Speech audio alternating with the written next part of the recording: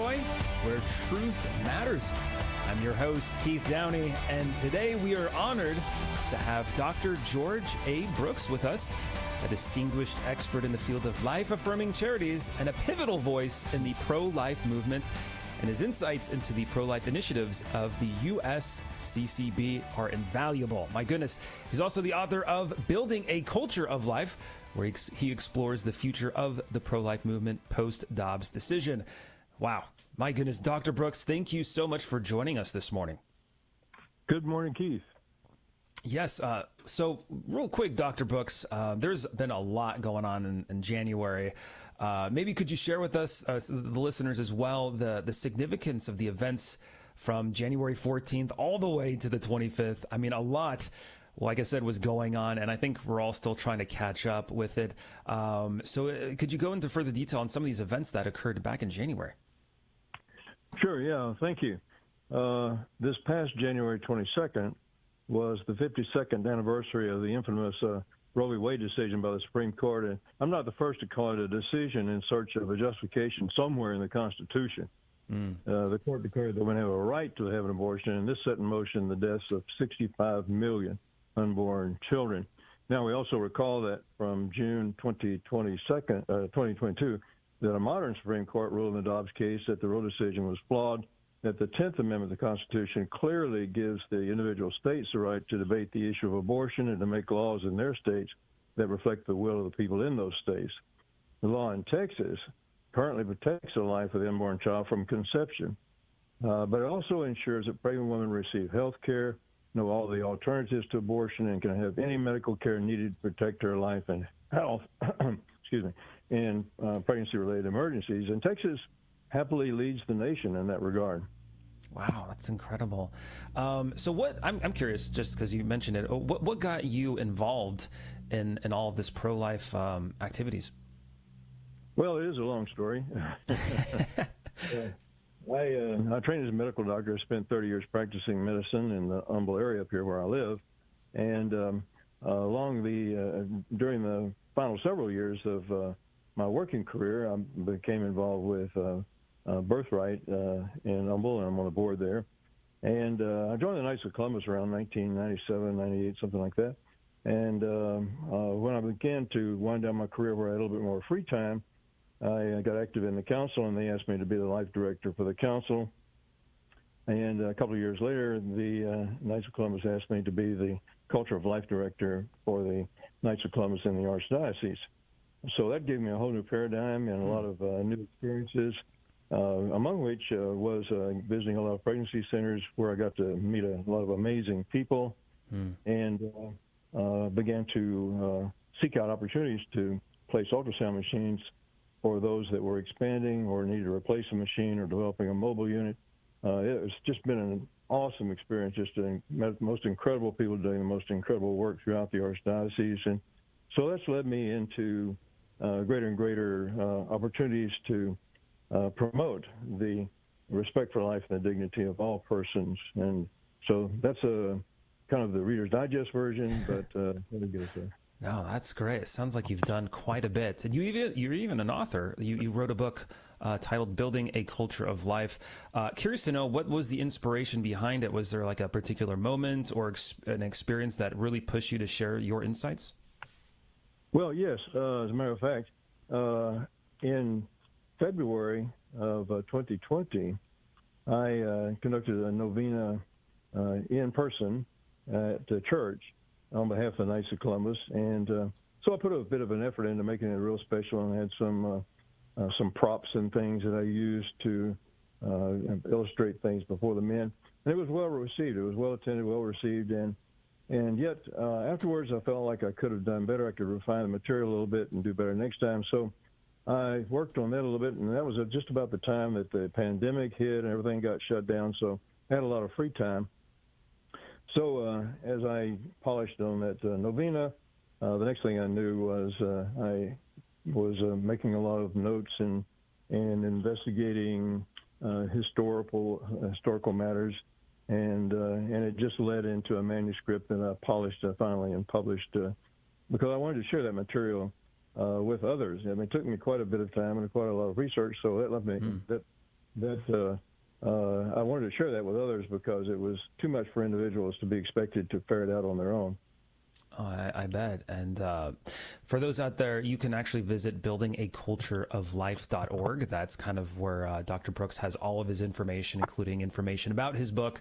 What I thought was really interesting, Dr. Brooks, was that, and I think a lot of people, when they initially think pro-life, they think, you know, an unborn baby, an unborn child, but it's beyond that. There's so much to being pro-life than just being for the unborn, you know, protecting the unborn.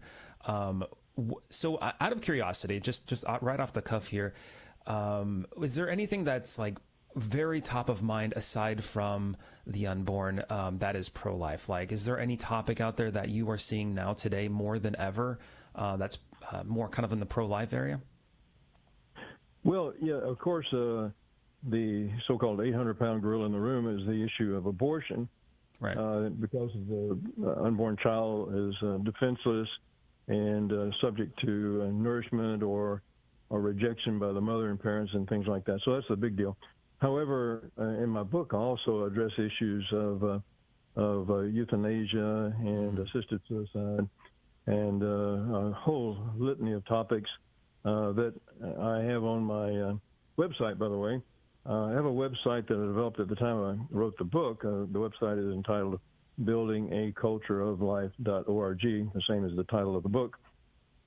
And on the home page, I have a number of pages that refer to all of the other issues that are related to the pro-life movement, other than abortion. Abortion, we spend most of our time on that, but all these other things are equally important because respect for the life and dignity of every person spans more than the personhood of the unborn child, but in all stages of life and in all circumstances, we need to be sure that the right to life and dignity of every person is protected. Yeah, no, it's like you said, the 800-pound gorilla is definitely abortion, but there's other aspects that are also topical. I know euthanasia has been very topical in Canada, and it seems to be kind of seeping into the United States a little bit. YouTube doesn't like us talking about euthanasia or being against euthanasia, so which is I find really weird and interesting. But anyways, besides the point, Dr. Brooks, what are some practical steps or maybe actions that our listeners can take from your book to maybe actively participate in building this culture of life? Well, first of all, I think that people need to understand the history of where we have come from so we can understand current events. And I hope some people may find that they want to read my book and if they become familiar with the contents of the book and subscribe to other resources online through pregnancy centers or other things like USCCB where we get updates on various issues that are before us, that will help them to become knowledgeable and have the confidence to take advantage of opportunities that arise to participate in things like rosaries, masses for life, marches for life, rallies such as 40 Days for Life and the Texas Rally for Life. One cannot do everything, but it's important that we be educated, that we avail ourselves of ongoing information and participate actively in things as they come up. Mm. Oh, that's great advice. The other day we spoke with someone who, his name's Reg. He was basically part of an abortion. Right, his then wife got one. And what would you say to a man out there who might be in a situation where, my goodness, you know, his significant other is looking to have an abortion? Any advice or thoughts on how you would talk to a guy that's in that situation? Yeah, that's an important question. It's not an easy question. Interestingly, as I say, we have 28 pregnancy centers in the Archdiocese, and I try to visit as many as I can. I haven't visited all of them because it's just the Archdiocese is so huge and right. There are so many. But I have become familiar with what they do. I've talked with those on the phone that I've not visited in person. And in some I've found that they have programs for men, and they encourage the father to come in with the mother, and they try to chat with the father, find out what his thoughts are, and get him to envision himself. Sometimes they have a room where they chat with the men, and they have pictures of men interacting with children, and the man can begin to see himself in a reality check that I'm going to be a father, and I have the opportunity to interact with kids and have these experiences. And those are great programs. Not every center has a program like that, but what I'm seeing over time is that more and more, as they obtain resources, they're expanding into that area.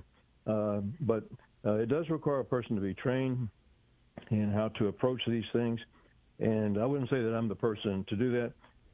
If it occurred that someone had a conversation with someone and they were going down those roads, I would recommend for them to contact a pregnancy center that I know about, where resources of a professional nature are available, and that would give them the best possibility to really engage on behalf of the mother that we are going to be parents, we're going to have a baby, I'm going to be a father, and I need to be an important role in this.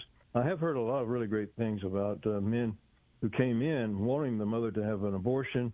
By the time they left, they weren't so sure, and eventually they got on board with being a father. So some great stories emerged out of those programs. Wow, that's incredible. Wow, I can't thank you enough for joining us, Dr. Brooks, and kind of talking about how to build this culture of life.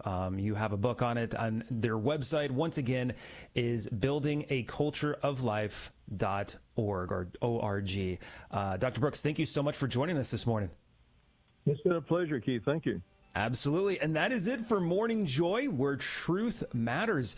Now, there's a couple paths we can take this morning, as usual. If you're listening on the radio side and you're going to stay tuned for the Holy Mass coming up next, please pray for us, pray for our guest, and pray for all of us as we continue on this pathway towards holiness. But hey, if you are going to be joining us in the After Show Clubhouse, well, hey, you got to find us on social media, right? So we're transitioning on over to social media only, where we can debrief from today's show, extend the conversation, and best of all, hang out with you. That's right. Just search Morning Joy Radio or GRN online, as that is who produces this wonderful show. Big shout out goes to them for keeping us on the air. But hey, if this is us truly parting ways for the day, God bless. Make it a joyful day, and we'll see you bright and early tomorrow morning at 6 a.m. Central, 7 a.m. Eastern. This has been Morning Joy, where truth matters, hosted by Keith Downey. Take some joy with you today. Visit grnonline.com/joy to listen again, share a segment, or answer the question of the day. That's grnonline.com/joy.